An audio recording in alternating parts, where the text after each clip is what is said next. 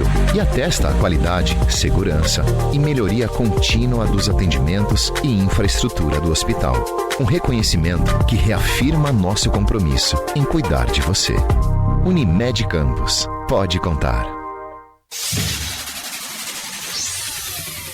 Começa agora o Folha no Ar, primeira edição.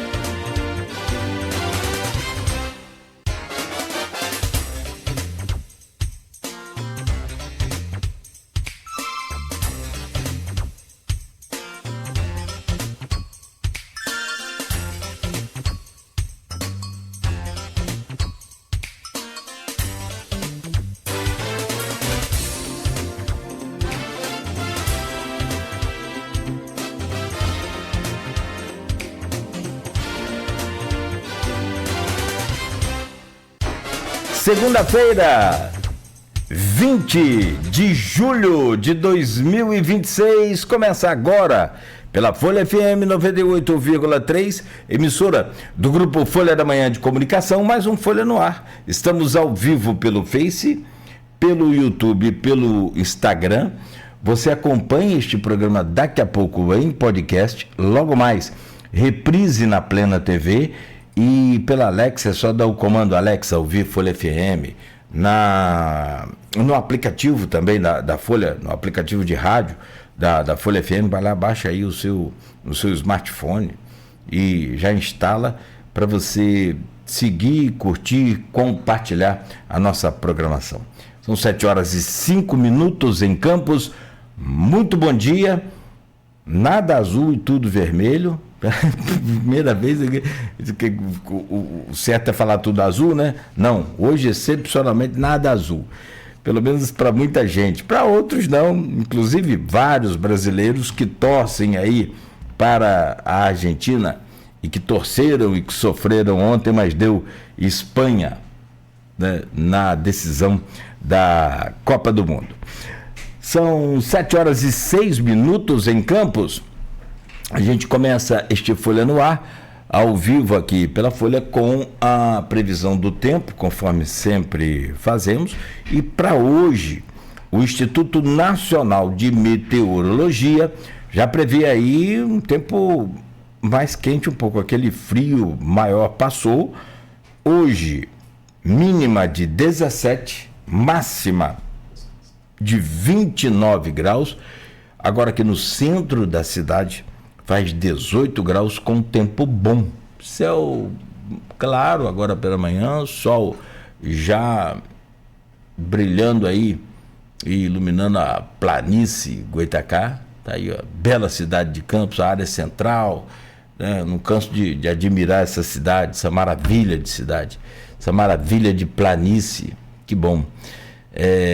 O lugar mais alto do centro da cidade é a Ponte da Lapa. Se quiser subir alguma coisa, se der ali o lugar mais alto para subir. Tempo bom, e aí você vê imagens agora da área central da cidade com o trânsito calmo, tranquilo, né? Nesse momento, 7h07. Bom dia para você ligado aqui na Folha FM. E a gente hoje começa muito bem a semana com dois convidados para a gente falar de temas muito importantes, para a gente falar de educação. Educação é sempre bom, é sempre importante, sempre necessário a gente debater, discutir. E tem uma coisa que o Dr. Paulo Irano que fala, que a saúde de Campos tem um gigantismo extraordinário. E assim, pegando essa deixa, essa frase do Paulo Irano, eu trago para a nossa educação, que é também de um gigantismo extraordinário.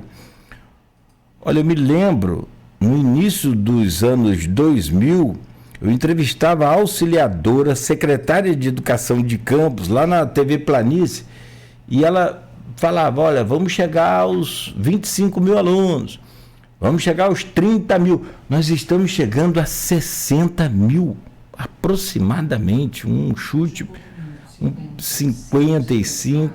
Quer dizer, daqui a pouco, já com 60 mil alunos. 60 mil alunos, se você fizer a conta, você vai pegar aí boa parte da população total de alguns municípios juntos aqui da região. Não vou citar os municípios, mas você faz a conta, né? Então, assim, é muita gente, é muito gigante. E aí eu imagino os detalhes, cada braço, cada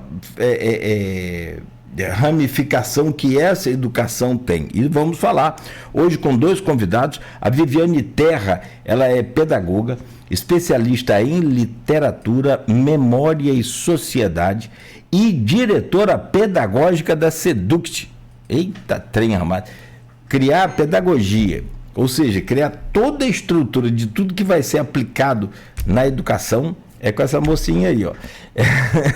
E o Diego Henrique Nascimento Santos, que é doutor em filosofia pela UERJ e gerente de diversidade e inclusão da Seduct. Outro tema também muito caro, muito importante, delicado. E assim, é tanta coisa, gente, que eu vou dizer a você que não tem nenhum problema em falar sobre isso. Imagina você, eu estou aqui preparado para a entrevista, para a gente falar de educação quilombola, de todo o processo de inclusão e de diversidade dentro da educação, e ele me traz aqui um assunto. Não, nós temos também a educação dos povos em situação itinerante. E o que é isso? Como é que é isso? Ele falou, não, temos educação para os ciganos. Olha que coisa extraordinária, como é que funciona isso? Eu não sabia, não conheço, e a gente quer conhecer a partir de agora aqui no Folha no Ar. Viviane e Diego, obrigado pela presença de vocês.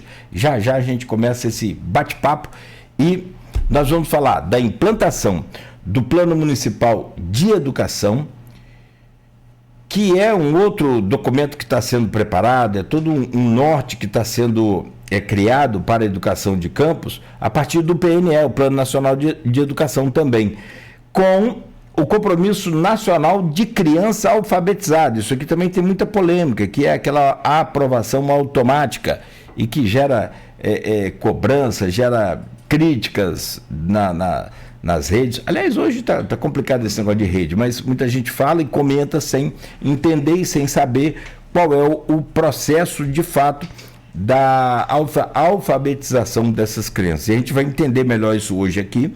Vamos falar da educação quilombola e agora eu quero falar da educação, o ensino para povos itinerantes, não é isso?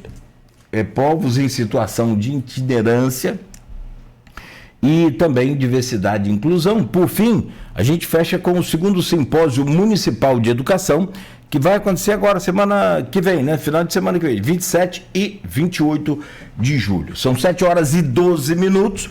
Rapidamente pelas manchetes aqui do Jornal Folha da Manhã e do portal Folha 1, para a gente já começar essa entrevista com esses dois convidados que estão aqui com a gente nesta manhã. Começo no oferecimento de Proteus, serviços de saúde e medicina ocupacional com a qualidade certificada ISO 9001-2015. Unimed Campos, cuidar de você. Esse é o plano. Com a Unimed Campos, você pode contar. Laboratório Plínio Bacelar e vacina Plínio Bacelar, cuidando bem de tudo que te faz bem. Coagro, a cooperativa dos produtores de cana da nossa região, de Campos e de toda a região, e Radmed Diagnósticos por Imagem, sempre à frente. No jornal Folha da Manhã, Polícia Federal apreende 500 mil com empresário e ex-vereador de São Francisco, é destaque da capa do jornal impresso. Isso aconteceu na semana passada e está aqui, ó, no jornal, os destaques e os nomes que muita gente cobrou da imprensa, cobrou da gente. Por que não fala o nome? A imprensa oficial, ela não pode sair aleatoriamente falando. Você tem que esperar o que é de fato oficial. Porque eu sei que é fulano, eu vi que é fulano, mas quem informou que é fulano? Foi a polícia? Foi. Não, foi da minha cabeça, foi alguém que me falou. Então, a probabilidade de dar um problema é muito maior. Então, agora sim, está aqui na capa do jornal, com as informações da Polícia Federal, os nomes dos envolvidos, né, nessa ação da polícia. José Geraldo Soares e Fábio das Neves Moreira foram abordados quando saíam de uma agência bancária em Campos. A Polícia Federal investiga a origem e destinação dos 500 mil apreendidos em Campos. É destaque aqui no jornal Folha da Manhã. Vast renova contrato com a Petronas até 2027 no Porto do Açu. Política de investimentos aquece bacia de Campos. Argentina e Espanha, deu Espanha. Lei incentiva formalização de motoboys no município. Oratório de São Paulo Apóstolo reforça a fé e agrega turismo religioso. Bacelar pede sessão presencial e é negado no julgamento do STF. Capa do jornal: Lula abre 12 pontos sobre Flávio no primeiro turno e 8 no segundo turno. Pesquisa da Quaest na semana passada. Quem morreu semana passada também foi o jornalista Renato Machado. De todos partes da profissão dele, do conhecimento, o que eu mais admirava era o conhecimento dele por vinhos. Espetacular. Pinguins resgatados em Búzios, Arraial e Cabo Frio. Destaque aqui no jornal impresso Folha da Manhã. No portal Folha 1, as últimas informações: Bacia de Campos volta a crescer com retomada de investimentos pela Petrobras. Espanha vence a Argentina na prorrogação e conquista a Copa do Mundo. Ferran Torres marcou no tempo extra e deu a vitória à Espanha. Jovem esfaqueado no braço em tentativa de assalto em Guarulhos. Novo oratório dos Arautos, está aqui no portal Folha 1 também. Mulher é presa após esfaquear a mãe de 71 anos em Itaperuna. Tem uns crimes bárbaros em Itaperuna, né? Outro dia foi... A mulher teve a mão decepada, não foi? Minha nossa. Teve aquele caso daquela criança, daquele jovem que matou a mãe, o pai e a irmãzinha, lembra? Também no interior de Itaperuna. Não tem muito tempo isso, acho que deve ter pouco mais de um ano. Doideira, por conta de uma namorada que ele tinha em Goiás, ou alguma região dessa aí, de internet, e os pais não queriam que ele viajasse para conhecer a menina. E ele tirou a vida da família inteira e jogou no poço. Itaperuna, o negócio é feio. E tem mais aqui, ó. Também em Itaperuna, um médico que estava desaparecido, foi encontrado o seu corpo. Parece que o caseiro agora já se entregou. Americano goleia o América, lota o Arizão e garante vaga na final. O alvinegro enfrentará o Resende na decisão. Novas barreiras são instaladas em torno do Valão em Campos. E ainda para fechar aqui, caseiro suspeito da morte de médico em Itaperuna se entrega à polícia. Marcos Vinícius Duarte, de 72 anos, foi encontrado morto em sua propriedade rural.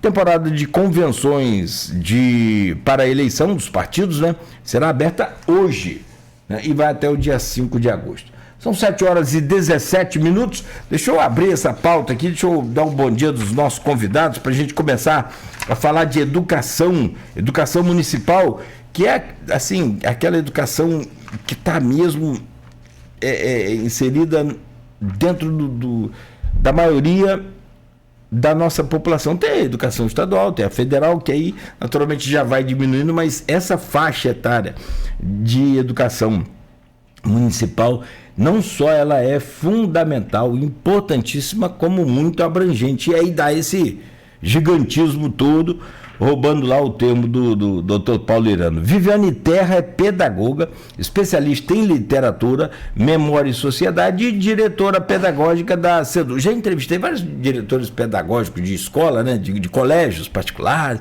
Qual o seu plano pedagógico para esse ano? Tem lá 15 turmas. 10 turmas. Cara, tem 60 mil, 55 mil alunos. Viviane, bom dia, obrigado pela sua presença. Bom te receber aqui, seja bem-vinda. Muito obrigada, Cláudio. Bom dia a todos os ouvintes do Folha no Ar. É um prazer estar aqui junto com vocês e poder falar para todas as pessoas que estão escutando a gente nessa manhã sobre um tema tão importante na nossa cidade, que assim como você mesmo está aí contextualizando, é uma educação gigante num município, que no total de alunos, só o quantitativo de matrícula supera em muito os habitantes de vários municípios da nossa própria região. Então, é uma alegria poder falar sobre educação, poder falar especialmente de alfabetização, num cenário em que a gente vem trabalhando arduamente com o apoio de toda a secretaria, dos professores, dos diretores de escola, das famílias, para garantir aquilo que é essencial na vida de qualquer cidadão, que é o direito de aprender, o direito de aprender a ler e escrever e usar a língua materna como uma ferramenta de apropriação social, de discussão sobre democracia, sobre garantia de direitos. Então, muito obrigada pelo espaço, pela oportunidade. Eu espero que a gente tenha uma manhã aqui, um momento aqui junto com vocês de divulgação e de esclarecimento sobre essa pauta tão relevante para a nossa cidade. Bem-vinda. Tá tudo tranquilo, não tá azul não, né? Hoje estamos Hoje tudo vermelho. Primeira vez que a gente fica feliz no vermelho, né? Hoje tudo tá vermelho. No vermelho, aqui no Brasil a gente reclama porque a conta tá caída, tá meio arriadinha, mas hoje a gente tá feliz que deu Espanha, né? Verdade. Então tá bom. Tem que perguntar, porque a gente já conversou em off aqui, mas vamos confirmar, porque as pessoas... Eu tenho um Diego que torce pra Argentina, tá lá com a camisa da Argentina, no story dele, todo tristinho. Bem feito, falei. E ainda é vascaíno, Diego. Ai, que tristeza.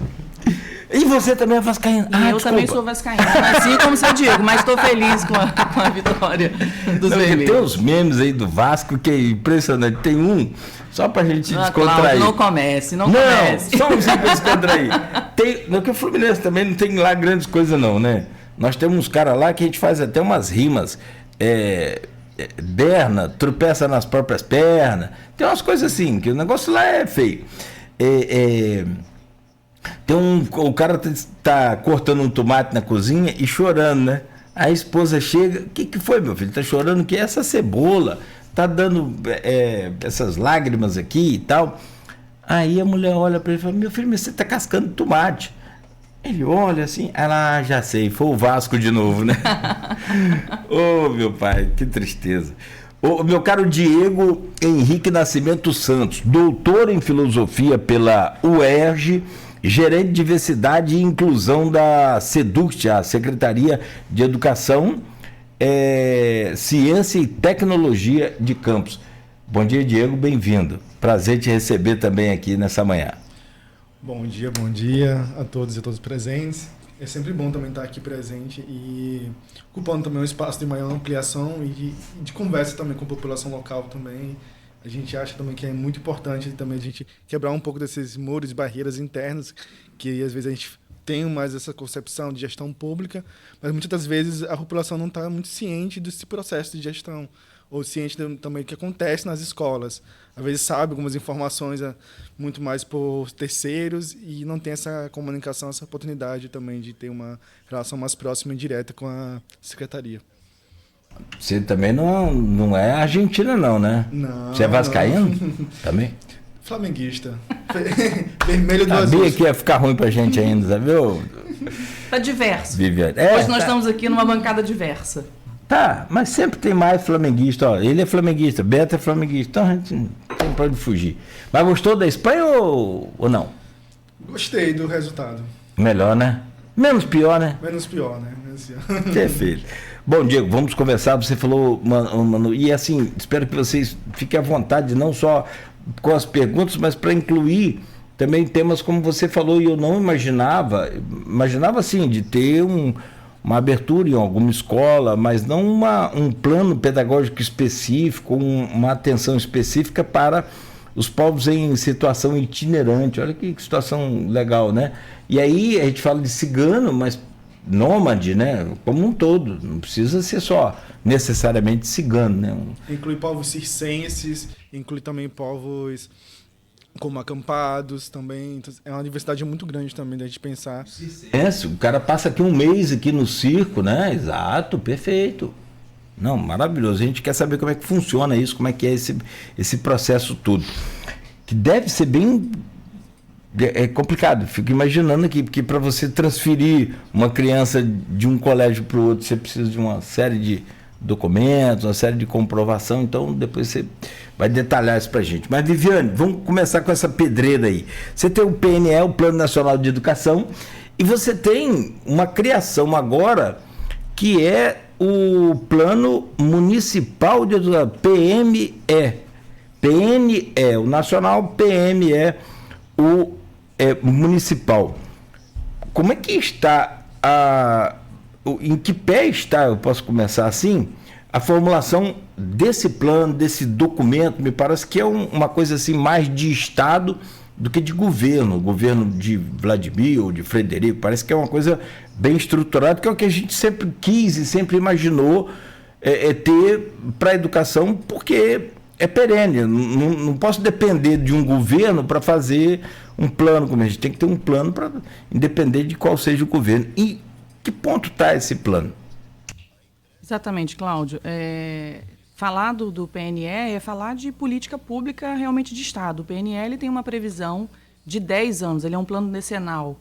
No Brasil, a gente tem já uma trajetória, porque o primeiro Plano Nacional de Educação, ele começa em 2001, em 2001. Depois a gente tem um novo plano em 2014 e agora esse novo plano que foi aprovado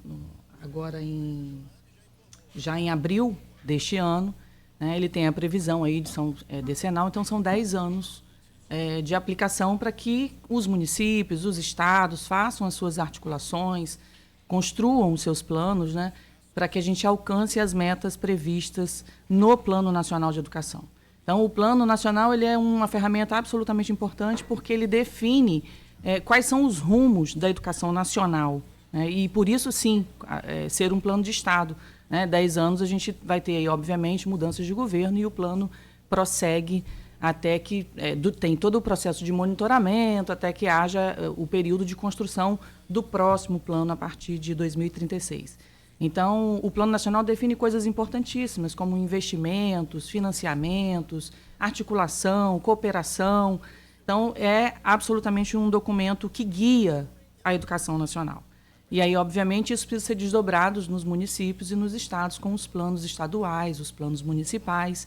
E uma coisa interessante, Cláudio, é que antes do plano, saiu no final do ano passado, em outubro, eu acho, do ano passado, o SNE, o Sistema Nacional de Educação.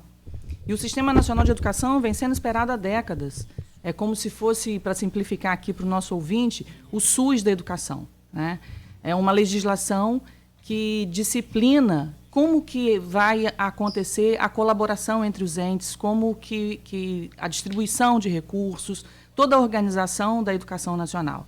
E aí, com o SNE, o Plano Nacional ele ganha outros contornos. O Plano Nacional ganha um outro formato, já em resposta a esse novo Sistema Nacional, tentando trazer mais equidade, tentando trazer a distribuição de recursos e de programas, de políticas de uma forma mais integrada, mais justa, em todo o território nacional. Então, a gente tem em outubro o Sistema Nacional e depois, no início, no primeiro trimestre desse ano, a publicação do Plano Nacional. Para os municípios, nós teremos até julho do ano que vem, até julho de 2027, para que os municípios concluam os seus planos municipais. E os planos municipais, eles precisam, obviamente, considerar todo o contexto local, todos os desafios de cada território, mas, obviamente, sempre perseguindo e para alcançar aquilo que foi definido no Plano Nacional de Educação.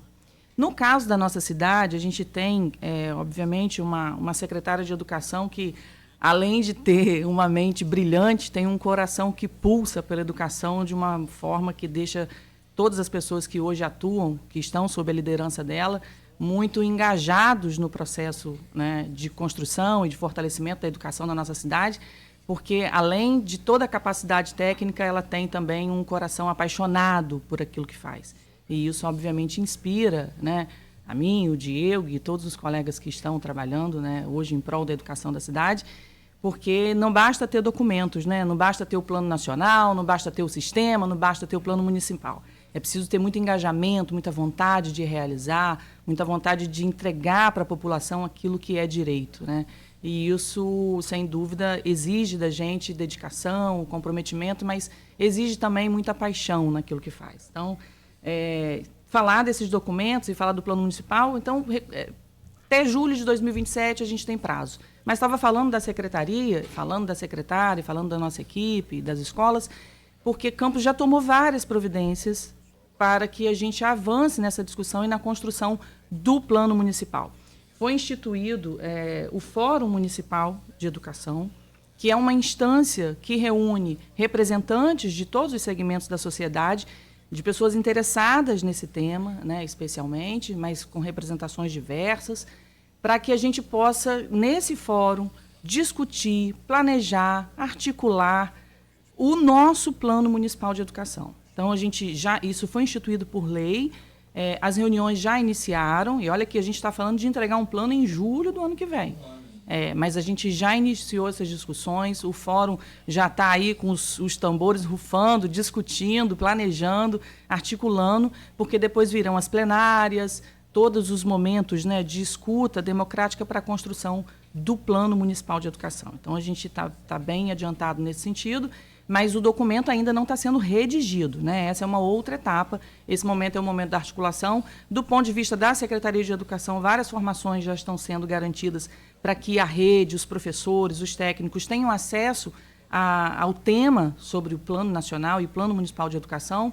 Na Secretaria de Educação, nós já começamos, o Diego ainda tem uma pauta, mais um encontro que a gente ainda vai fazer, mas na Secretaria nós fizemos um ciclo de estudos formativo, com a equipe pedagógica, com toda a equipe da diretoria pedagógica, justamente para discutir, conhecer e se aprofundar nesse plano que é gigante, o Plano Nacional de Educação. Para você ter uma ideia, Cláudia, a gente, no plano anterior, ele tinha uma estrutura que falava em metas. A gente tinha 20 metas.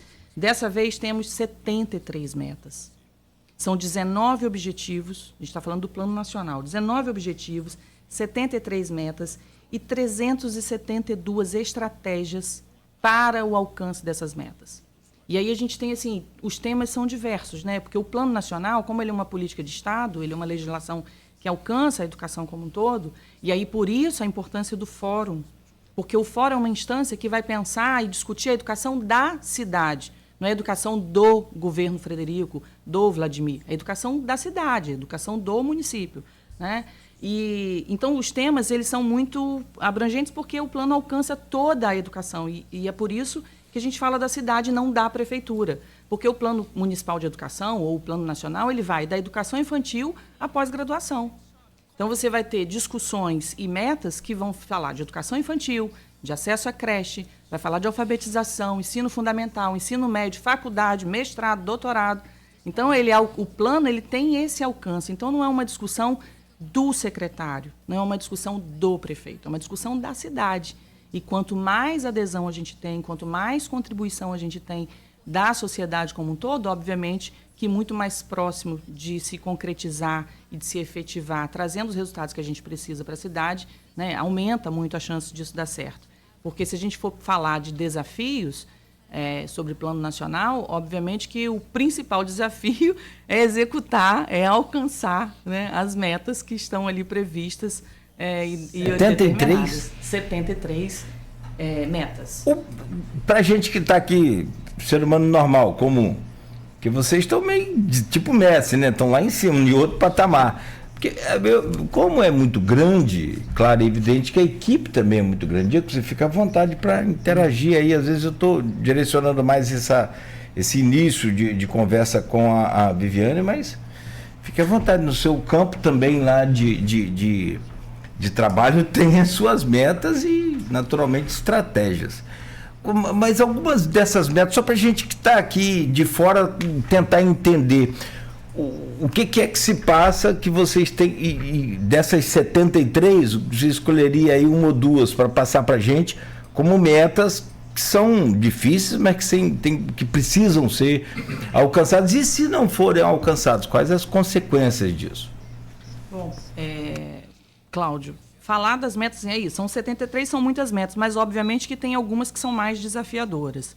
Hoje, ao ler o Plano Nacional de Educação, a gente observa que tem muitas estratégias dedicadas à inclusão. Hoje a gente vive o desafio da inclusão, é um desafio histórico. A gente tem alguns países que têm avançado com essa pauta, mas a gente ainda precisa caminhar muito para garantir, de fato, a inclusão de todas as pessoas na escola, a garantia da qualidade, da permanência, né, e da aprendizagem para todos. A gente sempre fala, quando reflete sobre alfabetização e sobre educação, sobre a qualidade, que se a gente trata a educação como um direito, e essa é a nossa obrigação, né, Diego, a gente pensar a educação como um direito, ela somente será um direito se ela for garantida a todos.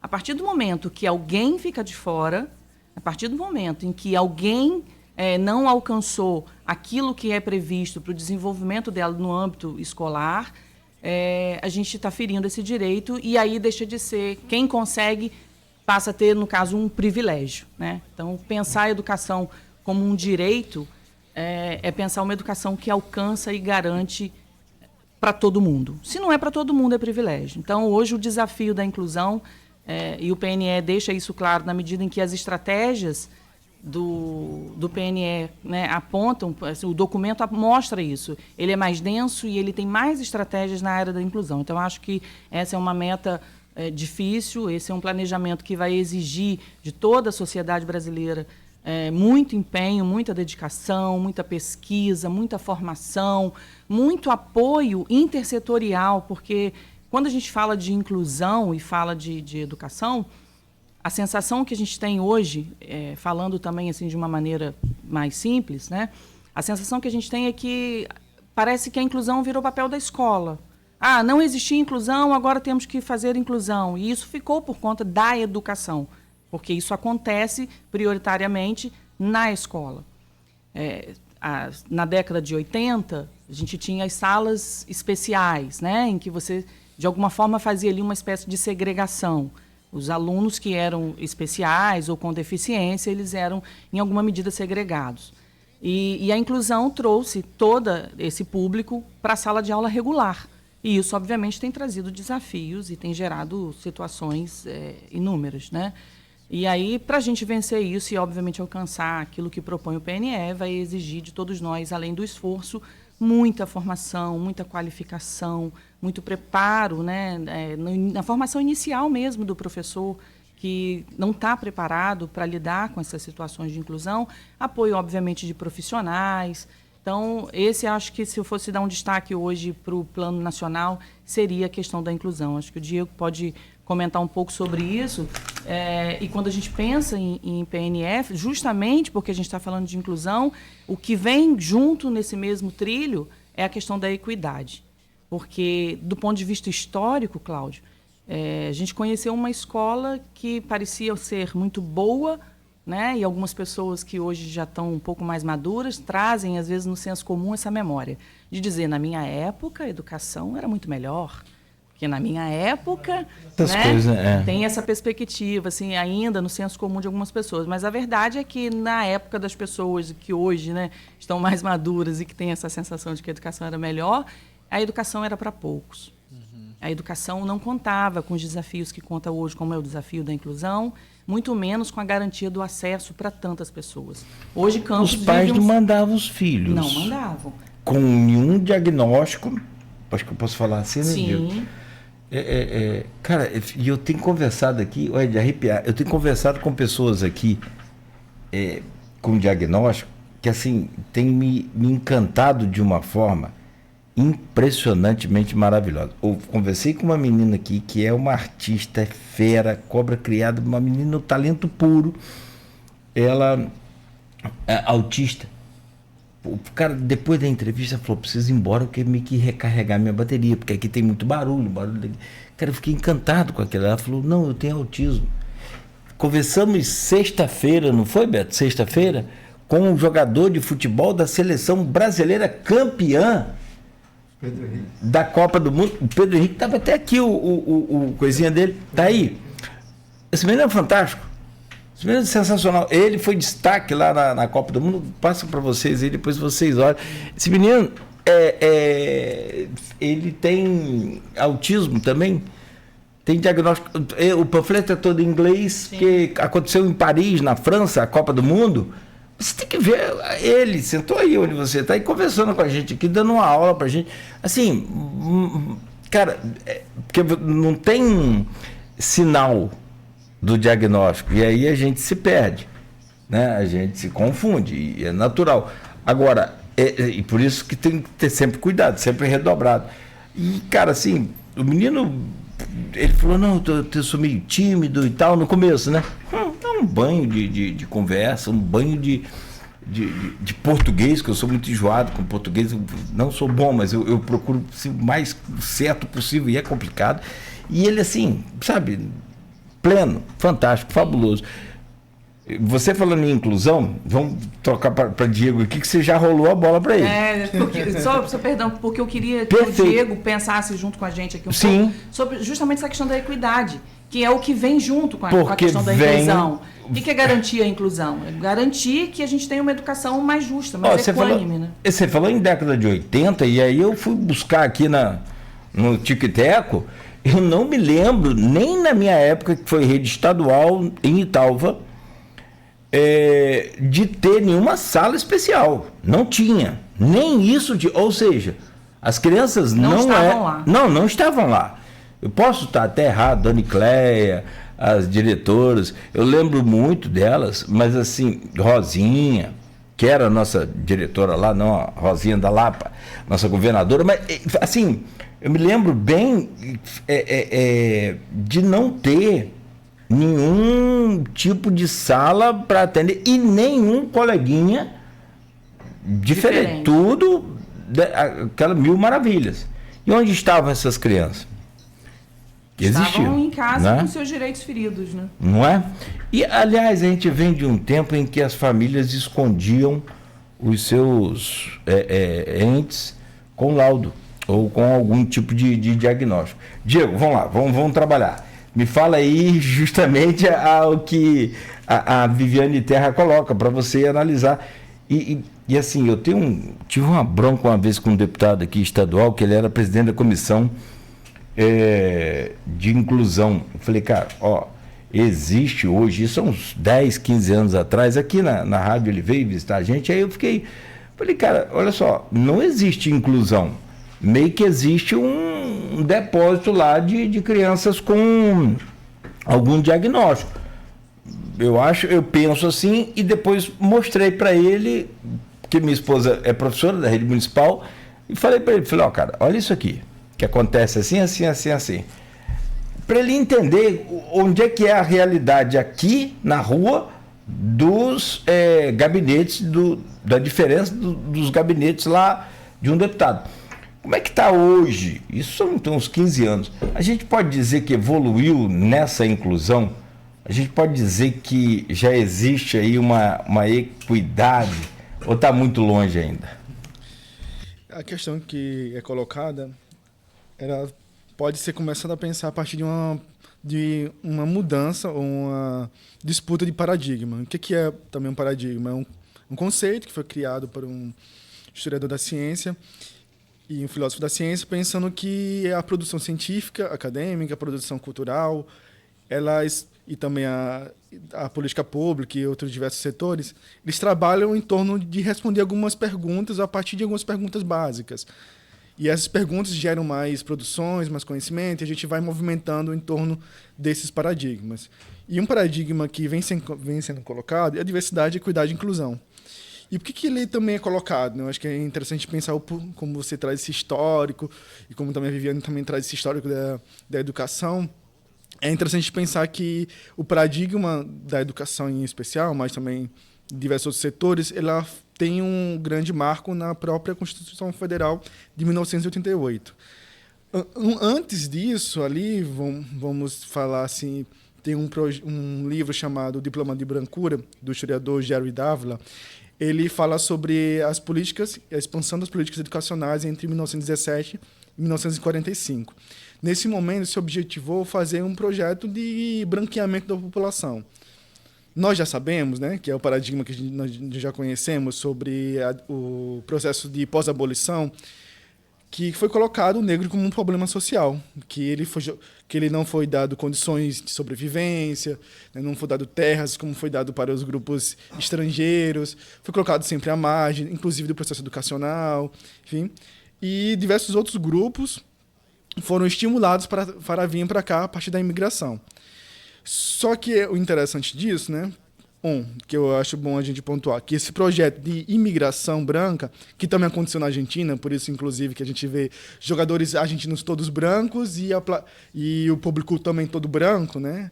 Ao contrário, inclusive, da França, que a gente imaginaria que seria assim, né? A gente vê isso, uma imigração muito forte na Argentina, como também houve no Brasil. Também houve um projeto também político de pensar também um branqueamento da população através de outros campos. Um deles é a educação. Então, se traria pessoas brancas para o Brasil, para deixar o Brasil mais claro. Inclusive, esse foi um discurso de um deputado na época. E, ao mesmo tempo, também se faria um processo de transformação cultural e social da população negra, pobre, e os que estavam aqui, para também se comportarem e pensarem igual um europeu. Essa era a meta, nesse sentido, para se pensar a educação também. E aí você vai ter uma educação que vai sendo construída seu currículo ali, nesse período ali, para reforçar essa ideia eugenista, né? Uma ideia que pensa esse sentido de embranquecer, né, também culturalmente, né, a população, elas pensarem nesse sentido de um pensamento europeu, de estudarem somente pessoas europeias, não valorizarem sua própria cultura, não valorizarem a nossa própria diversidade brasileira, que é linda, que a gente hoje sabe que isso é muito forte, mas de pensar a partir desses pensamentos europeus. Uma consequência disso, por exemplo, é quando a gente vê, por exemplo, o turismo, que é muito forte, vamos dizer assim, mais na Europa. Se vê, Paris é uma das cidades mais visitadas do mundo, enquanto que o Brasil, a gente pegar Salvador, é muito visitado, mas não é tanto quanto, né? Essa disparidade também é esse elemento da venda do lugar do europeu, o lugar de Paris, como o lugar da excelência, o lugar mais bonito do mundo, para a gente meio que pensar que devemos alcançar aquele objetivo, né? E isso é um projeto também político que foi construído nas colônias, ex-colônias, né? Todas elas têm a ideia de sonho de ir para a colônia, né? Essa ideia acho que vai sendo colocada ali aos poucos, né? Então, a partir desse momento ali que eu queria destacar na nossa Constituição Federal, a educação passa a ser um direito de todos, né? E aí começa realmente a vir um desafio, porque se já tinha esse histórico desse embranquecimento do currículo, e agora você tem um público muito maior que você tem que dar conta. E aí, nesse sentido, não houve um momento ali para repensar exatamente a educação brasileira. Você vai ter diversos outros expoentes que vão começar a contribuir a partir depois da Constituição, como Anísio Teixeira, que é um grande educador, que tem diversas contribuições para a nossa educação nacional. Outras pessoas também, como o próprio Darcy Ribeiro, aqui no Rio de Janeiro. Né? A gente tem até o CIEPS, né? A herança do Brizola também. Vamos ter várias pessoas que vão tentar ajudar a pensar essa educação de uma forma diferenciada, de uma forma que corresponda às nossas realidades e anseios nacionais. Só que, enquanto isso, o que aconteceu? Diversos grupos começaram a se deixar de lado do processo. Porque, historicamente, né, povos do campo, quilombolas, indígenas, pessoas com deficiência, populações negras, comunidade LGBTQIA+, mulheres, idosos, juventude e trabalhadores, foram historicamente excluídos e invisibilizados das oportunidades. E aí você vai ter aqui, por exemplo, em Campos, uma marca muito grande, que são escolas que muitas vezes era dentro de fazendas. Você vai ter muita essa característica aqui em Campos, que tem essa herança da fazenda, do fazendeiro, né? E essas escolas geralmente iam só do primeira à quarta série. E aí se pergunta, o que acontecia com esse estudante depois da quarta série? Muitas das vezes eles não continuavam seus estudos, Muitas das vezes eles iam fazer um trabalho ali na roça mesmo, né? Trabalhar com boi, com o corte da cana, diversos outros trabalhos, e não davam essa continuidade. Então você vai ter, por exemplo, um reflexo hoje, que em Campos nós temos mais de 20 mil analfabetos. E aí a gente pensa, gente, como é que Campos tem essa desigualdade, né, histórica e reflete nesse processo? Né? Se a gente tem uma educação nacional, uma educação que é para todos, como nós temos um número tão grande de analfabetos? Exatamente é uma visibilidade, uma demonstração desse reflexo de como esses grupos foram tratados historicamente. E, às vezes, ainda continuam sendo tratados hoje do processo educacional. Eu tenho um amigo analfabeto, vai fazer 64 anos, né? 65, daqui a pouco ele... Mas que vida, que perrengue que ele passa... Né? A gente houve uma série de mudanças aí, a gente não precisou mais, né, do trabalho dele, ele teve que dispensar. E aí, cara, assim, para ele reencaixar no mercado de trabalho, esquece. Na hora de assinar, ele consegue tudo, aí na hora de assinar, não consegue assinar, então ele não passa fome por uma série de outros apetrechos no Brasil, que o pessoal fala tanto de Bolsa Família, critica tanto, mas num caso como esse, salvam uma vida de passar fome, de um perrengue maior. É muito ruim. É uma escuridão na vida da pessoa muito grande. O analfabetismo é extremamente ruim e assim, acaba uma série de outros problemas, ele não conseguindo aprender nem mesmo de... Já tem um outro exemplo, uma vizinha minha, a esposa sempre falando, vai lá, vai aprender, vai naquele jovens e adultos. EJA, vai na educação de jovens e adultos. Olha, outro dia ela chegou chorando lá, falou, aprendi a assinar meu nome, com mais de 60 anos. Então, assim, é tão bacana, é tão legal. E ela foi agradecer a esposa. Então, assim, muito, muito bom. Dá uma luz na vida da pessoa extraordinária. E Campos tem essa herança ainda dessa formação daquelas... E que não é muito só de Campos também não, hein? Vou te falar que tem outras cidades que só tinha de 1ª a 4ª, antiga de 1ª a 4ª, né? Bom, gente, são 7 horas e 50 minutos. Eu preciso fazer uma pausa rápida, Viviane e Diego, para a gente continuar conversando. E aí a gente quer, né, mexer mais, entender mais, para a gente pegar um pouco dessa coisa municipal, em que pé a gente está e para onde nós vamos, porque não é fácil não. Eu tenho uma cobrança aqui para te fazer, Viviane, que é assim, minha há muitos anos. Não é cobrança, é uma pergunta para a gente entender esse processo. Eu sempre cobrei muito, e na minha cabeça acredito que pode ser assim: Campos precisa ter pertencimento. Do que nós temos, parar de chamar o nosso canal Campos Macaé de Valão, que a gente chama de Valão. Quer dizer, eu não chamo mais, mas tem muita gente que chama. Estou aqui na beira Valão, e se falar aqui, estou na beira do canal Campos Macaé, ninguém sabe. Vai ficar meio confuso. Então, eu não estou aqui na beira Valão. Enfim, próxima, é na beira Valão, ninguém fala no canal. Que valor? E aí é uma destruição, não só não pertencimento, mas uma destruição da memória da nossa história, um apagamento, uma exclusão extraordinária. Uma hora podia pedir a internet para fazer, esse pessoal que faz muito isso, a inteligência artificial, para fazer como era o canal Campos Macaé, né? O que foi o canal Campos Macaé, para a gente chamar de... E aí entra a minha pergunta: por que nós não temos a história de Campos inserida dentro da grade curricular? Ou temos e não estamos sabendo, ou eu não estou sabendo, enfim. Vamos saber desse processo daqui a pouco. São 7 horas e 52 minutos em Campos. Uma pausa rápida aqui com a Viviane Terra e com o Diego Henrique, conversando com a gente nesta manhã, no oferecimento de Proteus, Unimed Campos, Laboratório Plínio Bacelar, Vacina Plínio Bacelar, também de Coagro e Radmed Diagnósticos por Imagem. Alô, auxiliares e técnicos de enfermagem do Rio de Janeiro. O Simpaterge 2026 está chegando. De 20 a 31 de julho, o Corém RJ promove encontro gratuito de conhecimento, atualização profissional e valorização da categoria em diversas cidades do estado. Veja